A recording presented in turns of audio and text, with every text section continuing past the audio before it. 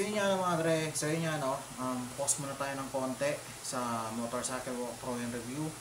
Then also, for the meantime, meron tayong box dito, which is ito, panibagong item na naman. And also, alam nyo na kung kanino alam nyo na kung anong brand to. So yun nga no, before tayo mag-start, syempre, as usual, intro muna tayo.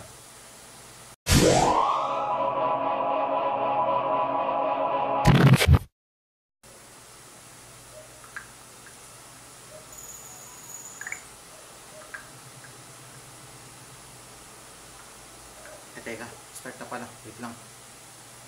Yun nga na mga dre. So, kagano sinabi ko kanina, before mag-start yung intro is meron tayong panibagong item dito. Which is, this is some kind of a usual thing. Na, tulad yan, helmet. Galing kay SEC or SEC. Moto Supply. Hindi ako nagkakamali, ano nito, ang unit ng helmet na to is tinatawag nilang Universe.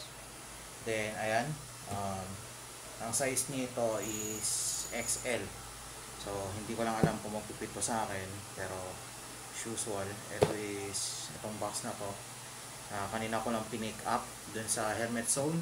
Shoutout Helmet Zone. So simulan na natin buksan itong box na to, then tingnan natin kung ano ang meron dito sa loob ng kahon na ito. So, ayan. So, muna natin pahirapan yung sarili natin since alam naman na natin na binuksan ko na ito before ko ito kunin. Ayan.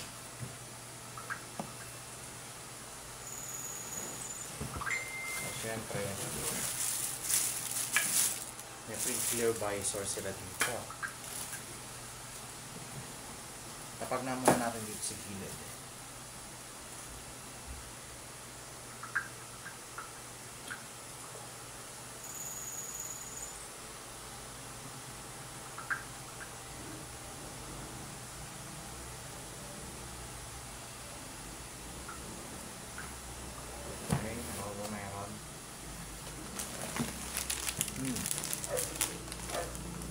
may free silang face mask pero hindi ko alam kung ano exactong face mask to. Pero tingin ko balaklava, I think.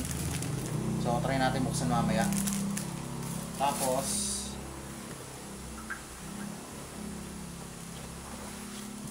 stickers, as usual. Stickers. Then merong helmet guide dito. Ayan. Tingnan natin mamaya kung anong laman.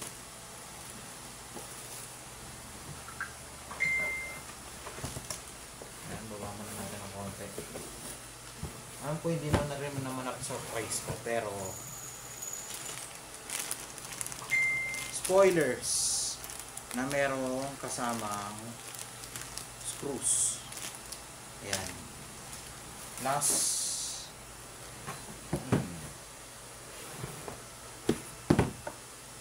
ito yung pinaka helmet nya. So ano nga bang itsura ng helmet na to? We will find out. Wait lang. Okay, so start na natin buksan. Check bag. Nagbabalik sa akin yung alaala ng una kong helmet. Nandito pa siya eh. Ayan o. Nandun na siya nakasabit sa likod ng pinto. Pero ginagamit ko pa rin naman. Ayan. So, actually, pang-apat na official helmet ko to eh. Yung isa kasi doon, free. Na binigay sa akin ng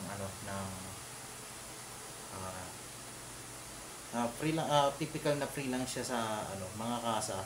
Pag kumuha ka ng motor, binigay lang siya sa akin ng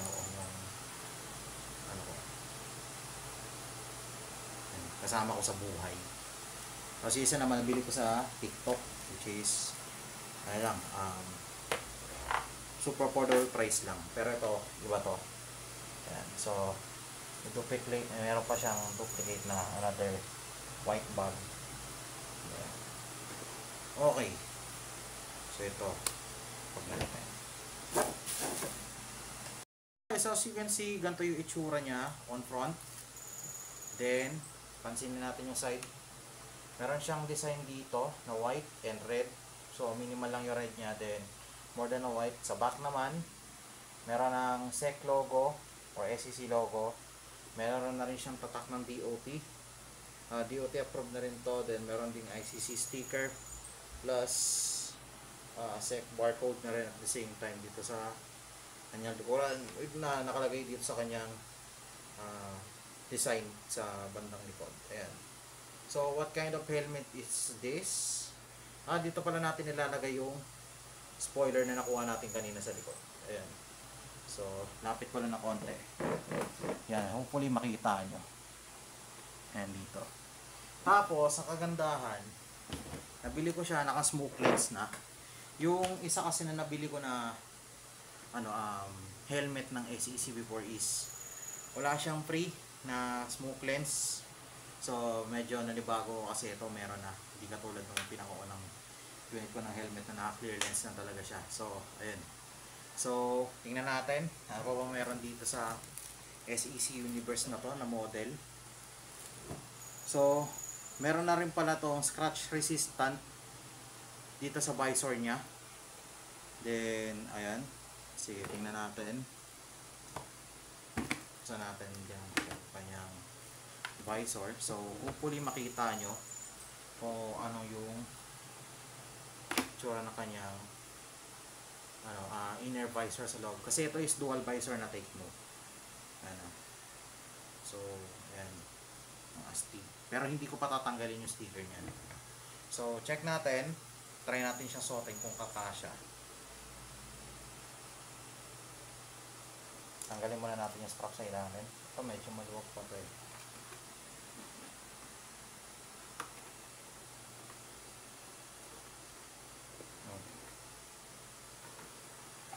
Medyo masikip pa. Pero sige, try natin. Modular. Parang hindi ko alam ha. Joke lang. Modular helmet to mga dre. Si SEC Universe is modular helmet pala. Ayan, modular helmet.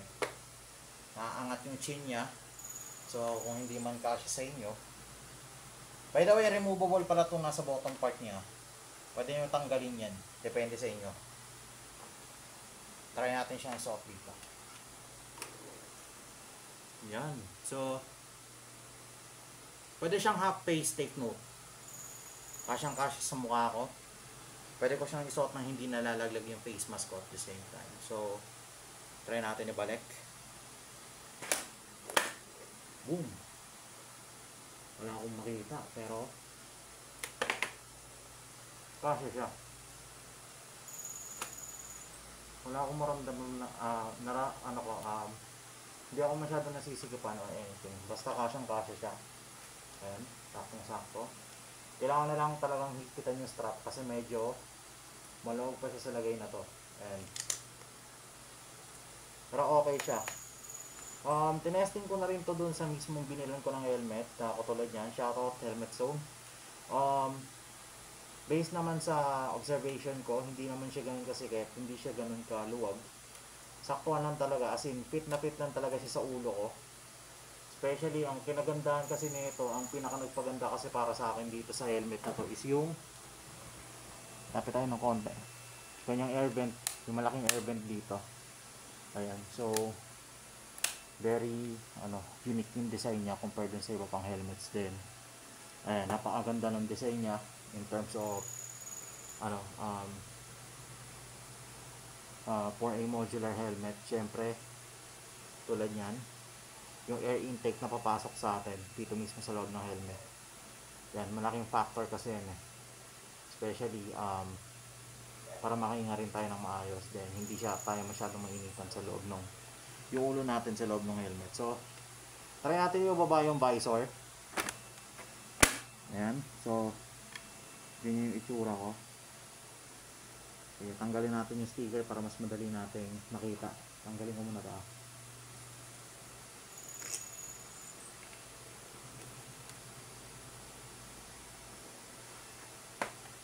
Ayan. Balik natin sa dati. Ayan. So, distansya natin ng konti yung camera.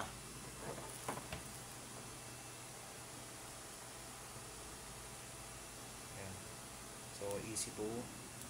Remove lang yung kanyang sticker sa harap. Take note, ayan, naka-smoke visor na siya or naka-smoke lens na siya. Then para madaling ayusin, tanggalin muna natin ito. Ayan.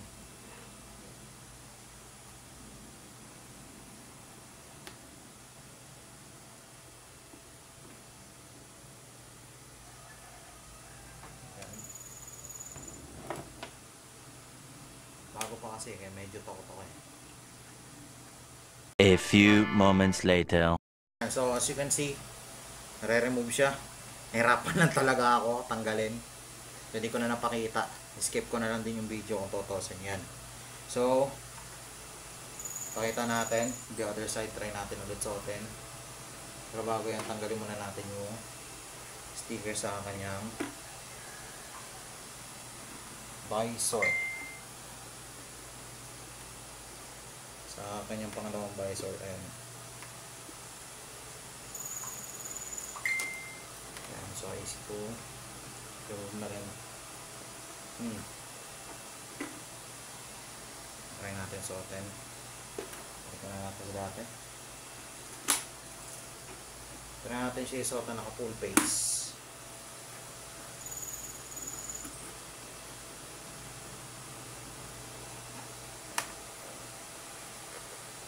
Yan. I think much more na mas komportable siya nung wala yung ano niya, yung banda sa chain part niya. Hindi ko alam kasi kung ano itsura, ano talagang tawag nito eh, but at the same time, ayan, medyo obstacle siya para sa akin. So far so good. Either kung half face or full face yung ko siya isusuot is hindi naman siya totally magiging ano, hindi naman siya totally ganun kahirap isuot kung tutuusin. So ayan, so check natin pag yung ginamit natin yung inner visor niya dito. So ito yung pinaka ano niya, trigger niya para bumaba yung kanyang inner visor. Yan, so para akong piloto ng ano, jet fighter nito. Pero ang lakas din makapagpauga ng forma nito, ano nito, inner visor niya dito sa taas. So ito, take note mga dre, kung di nyo trip na mag full face, pwede nyo namang gawin na yung half face itong helmet.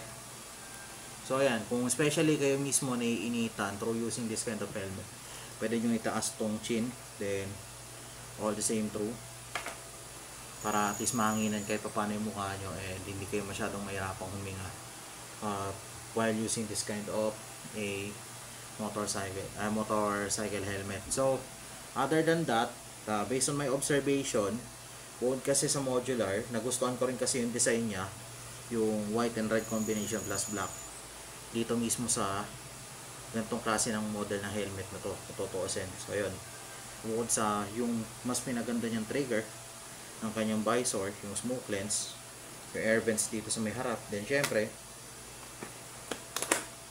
yung air vents din mismo dito sa taas. Yan. So barin ko muna.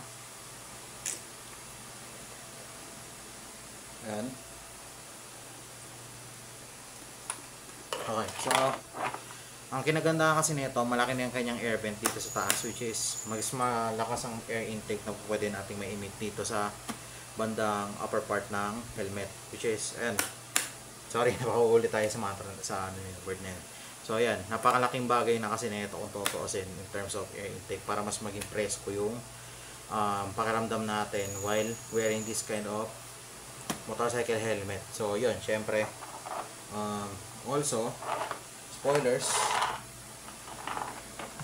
kasama na rin dito. So later on add natin to, pero tingnan muna natin kung ano ba yung mga indicated na ano dito,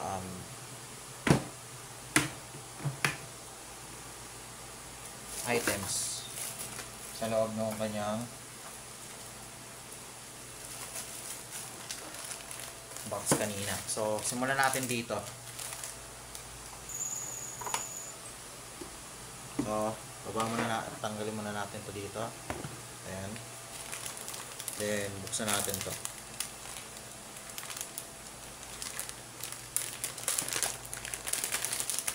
Uy.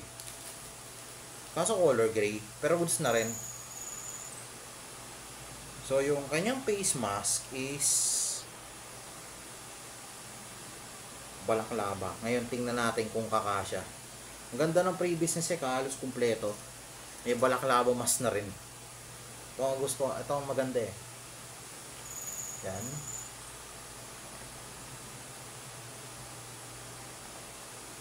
Yan. So, pwede natin tanggalin yung face mask natin dito sa loob. Yan.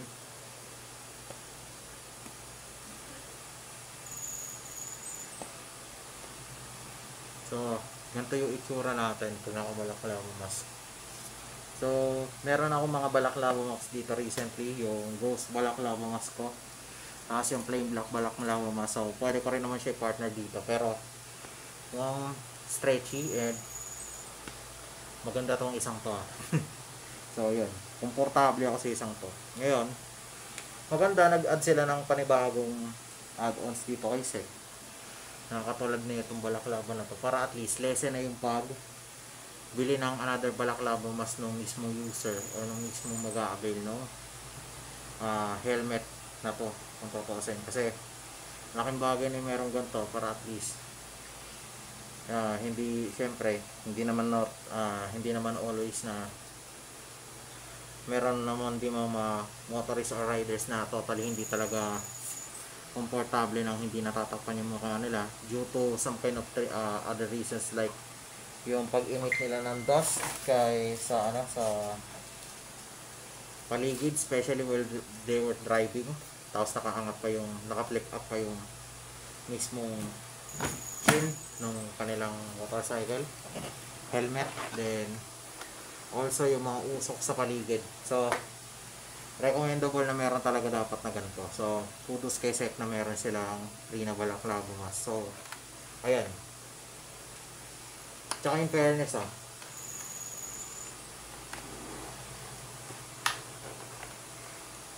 lambot ng foam niya. Ang komportable niya sa totoo lang. Ayan, mga tayo ninja na ito. So, visor up. Yan. Ang ganda niya tingnan. Umaga yung color ng gray dito mismo sa black na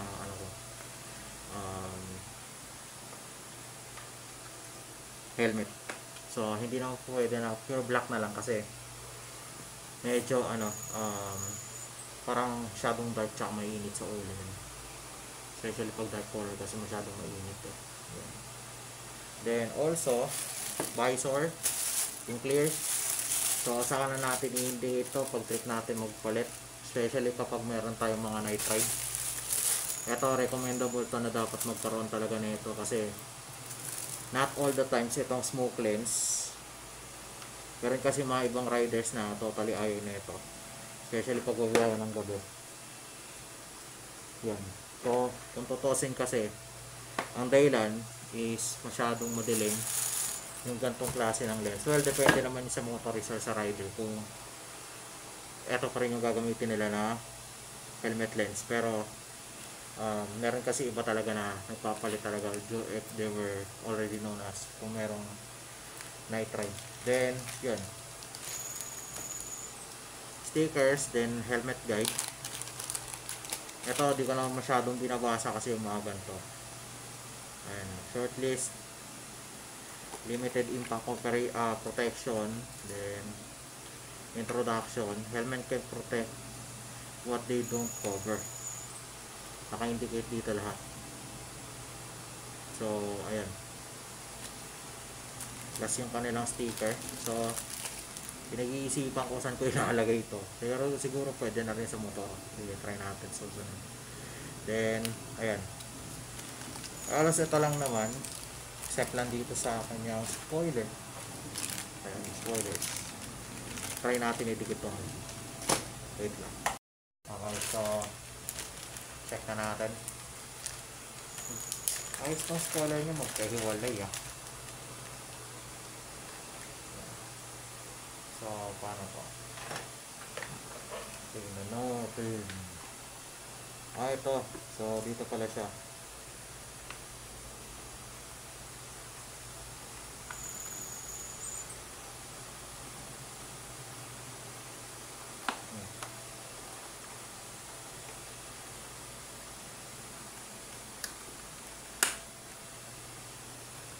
Ayan. So, ganito lang. Pero, mahalaga pa rin na may scotch siya ng screw dito. Kasi,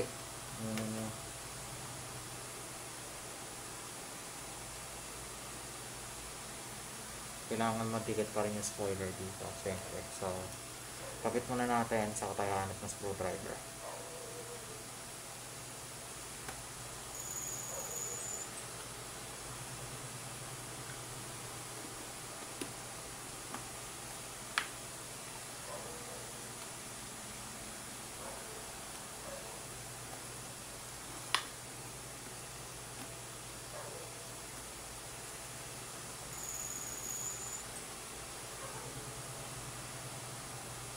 So, medyo mas tingnan, diba? Umorma siya. Pero, kailangan pa rin talaga natin ng screwdriver. So, wait lang. Si screw. Isignan na natin.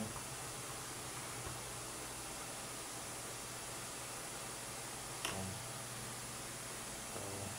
another one. Another.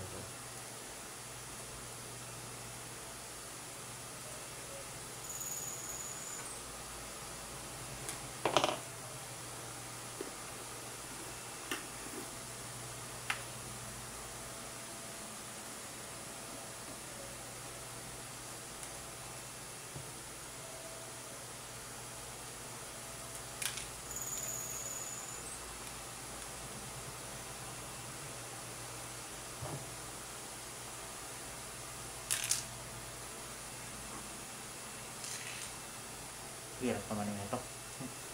Wait lang. Baby, yung palibasa bago eh. Ito lang. Survey na natin.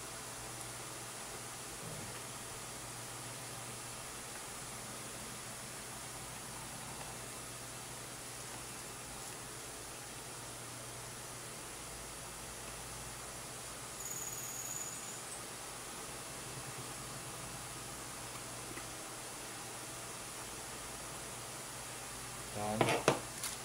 Natatanggalan lang tayo sa button.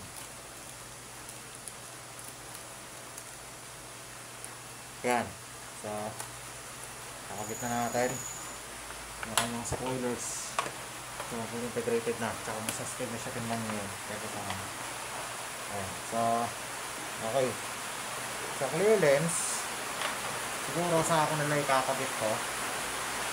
For the meantime, dito naman ako sa smooth testing ng pag-pertain. Kasi ito yung kadalasan ko naman kasi ito gagamitin pang pag-aaral lang. So, ayan. So, preventive as of then, nakalimutan mo pala akong sabihin. Ayan. Napitapin yung camera ng konti. So, pag pinlift up mo siya, meron lang kasi yung observan. So, ito yung isa sa kagandahan. Pili ko itong unit na to. So, kung napapansin niya yung pinaka-hook o yung pinaka-lock niya, dito mismo sa kanyang modular na mode, which is kung kaya natin convert into half face. Yung lock niya dito sa part na to, pagka pinull case mo siya, ito, lahat yan naka-stainless. So, hindi siya ganun kadali mababasag, hindi siya ganun kadali masisira. Then, ayan, ganun din dito sa mismong inner part, which is kung makapansin mo mabuti, ay hindi lang siya masyado talagang kita eh. Wala kasi tayong flash yan. Para siyang magnet na kung ano, or yung stainless din dito sa part na to. Then, ayan, kung tatry natin ibalik yung mismong original mode nya, which is sa full face.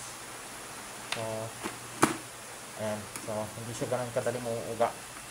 Since matibay nga yung pagkakalak sa kanya din. Also, naka-stainless na nga rin yung lock niya dito sa magkabilang part nung kanyang chin. So, ayun ang magkabilang part ng kanyang cheek. Cheek pala or yung kanyang pisngi. So, good thing yon dito sa helmet na to since maraming mga modular helmet sa totally may magandang klase. Ayan, additional pa pala kudos dito kasi may magnet. Ayan, so isa to sa mga nakakapag-keep on lock sa kanya when i-convert natin siya sa full face mode. So, then other that, dito pala yung sa visor. Nagkamali pala ako. Dito pala yung sa visor. Ayan. So, magkabilaan yan.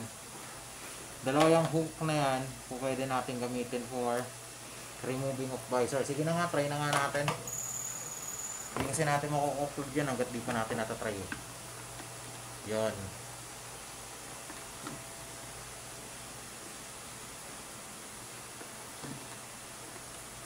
Ay, medyo umaangat na siya. So,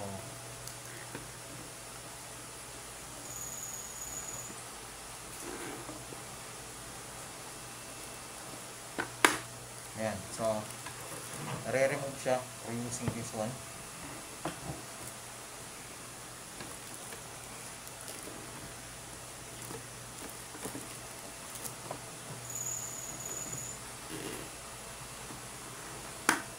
Ayan. Madali na siya matanggal. Ayan.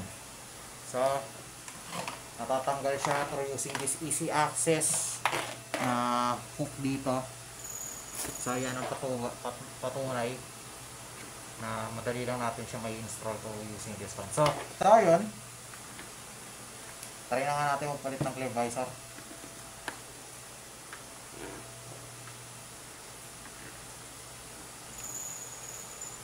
Wait lang. Medyo ang hirap eh.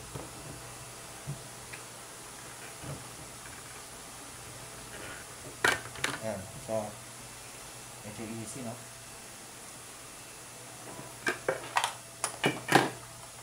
Scratch resistant na rin to, take note.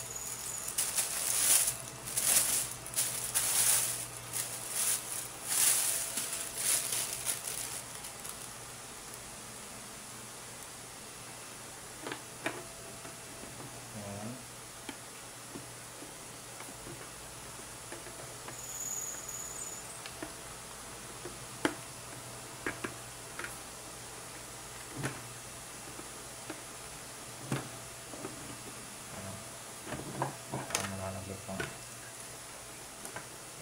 Hirap maglagay na pag hindi nakapatong sa pares. So, yun.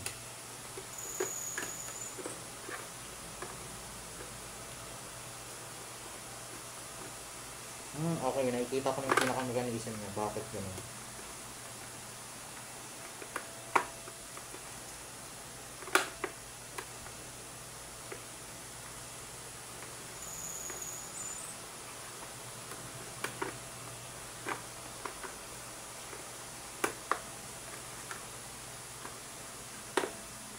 Yun. So, right side done. Left side naman tayo.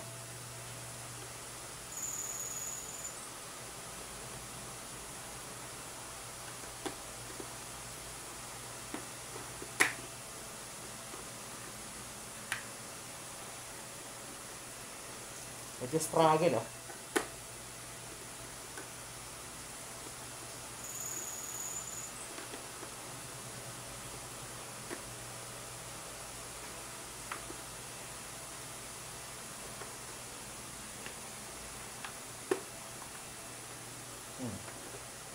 Paano nga ba ginawa ko ng yata?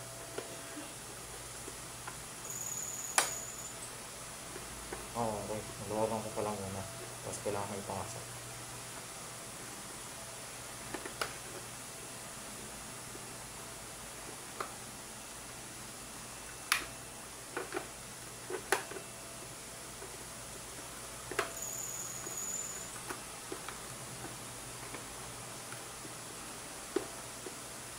Ayan. So, both sides done.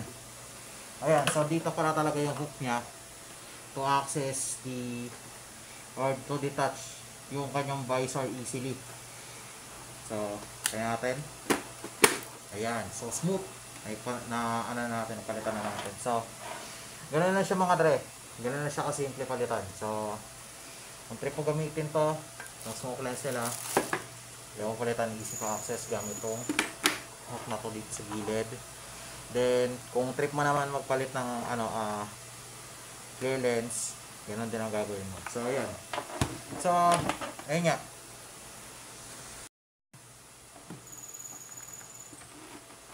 Yun, easy na. Ayos, nakuha ko na. Ang bilis lang pala to. Okay, balik na ulit. Balik na ulit sa dati.